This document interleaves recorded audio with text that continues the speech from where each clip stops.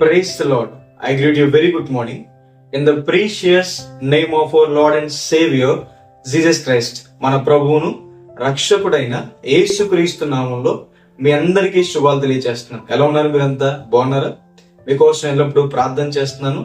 ప్రతి ఉదయాన్నే ఒక దేవుని వాగ్దానం ధ్యానం చేస్తున్నాం కదా. ఈ రోజు కూడా ఒక వాగ్దానం ధ్యానం చేద్దాం. యోబు గ్రంథము 8వ అధ్యాయము 7వ వచనం. నీ స్థితి మొదట కొద్దిగా ఉండినను తొదను నువ్వు మహా అభివృద్ధి పొందెదవు. హల్లెలూయా. ఒక వ్యక్తి క్రీస్తు ప్రభువునందు విశ్వాసం ఉంచి ఆయన్ని వెంబడించినప్పుడు ఆ వ్యక్తి స్థితి మొదట కొద్దిగా ఉన్నా దేవుడు ఆ వ్యక్తిని మహా అభివృద్ధిలోకి తీసుకొస్తారని 30 60 100 దేవుడు ఆ వ్యక్తిని ఆశీర్వదిస్తారంట.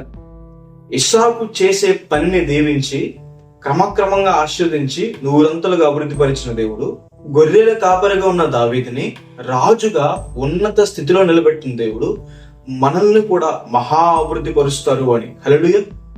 యోబు కోల్పోయిన క్షేమ స్థితిని దేవుడు మరలా యోబుకు తిరిగిచ్చాడని.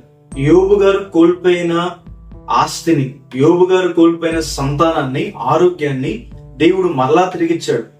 మీ జీవితంలో కూడా మీరు ఏదైతే కోల్పోయారో దేవుడు మరలా తిరిగిస్తాడని. దేవుడు మనల్ని అపాయకరమైన స్థితిలో తప్పిస్తాడని. శిష్యులు క్రీస్తు ప్రభు వారు ఓడ మీద ప్రయాణం చేసినప్పుడు ఆ ఓడ మిక్కిలి బలమైన తుఫానుకు లోనైంది. ఆ సందర్భంలో క్రీస్తు ప్రభు వారు ఆ తుఫాన్ని, సముద్రాన్ని నిమ్మలపరిచారు. ఈరోజు మీ జీవితంలో ఎటువంటి కష్టమైన పరిస్థితి కావచ్చు, అనారోగ్యం కావచ్చు, అప్పులు బాధలు కావచ్చు, భయాలు కావచ్చు, దేవుడు ప్రతి విధమైన అపాయకరమైన స్థితి నుండి మిమ్మల్ని తప్పిస్తాడు, విడిపిస్తాడని. అలాగే దేవుడు మనకి సమాధాన స్థితి ఇస్తాడని. పాపం చేయడం ద్వారా మనం దేవునికి శత్రువులం అయిపోయామని. అయితే క్రీస్తు ప్రభు వారి లోకానికి వచ్చి మన కొరకు సమాధానార్థ బలిగా తన ప్రాణాన్ని పెట్టారని.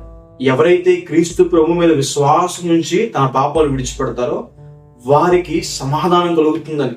దేవుడు వారిని సమాధానంతో, శాంతితో నింపుతారు అని. హల్లెలూయా.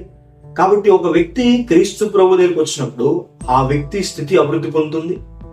ఆ వ్యక్తి కోల్పోయినంత దేవుడు తిరిగిస్తాడు. ఆ వ్యక్తిని దేవుడు అపాయకరమైన స్థితిలో తప్పిస్తాడు.